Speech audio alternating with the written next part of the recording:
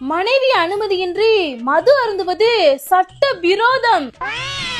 இந்தியாவில் சமீபத்தில் கொண்டு வந்த சட்டத்தின்படி மனைவியை மனதளவினாலோ உடல் அளவினாலோ மதுவால் தொல்லை கொடுத்தால் குற்றமாகும். மனைவி குடிக்க வேண்டாம் என கூறி கணவன் மதுவை தொடர்ந்தால் எஃப்ஐஆர் பதிவு செய்யப்பட்டு சிறை தண்டனை விதிக்கப்படும் என அதிகாரிகள் அறிவித்துள்ளனர். மாட்னடி மாப்ள, ரொம்ப சந்தோஷம்டா கடவுளே. எங்க ஜெயிலுக்கு போறது உங்களுக்கு அவ்வளவு சந்தோஷமா? நான் போறேன் சந்தோஷமா ஜெயிலுக்கு.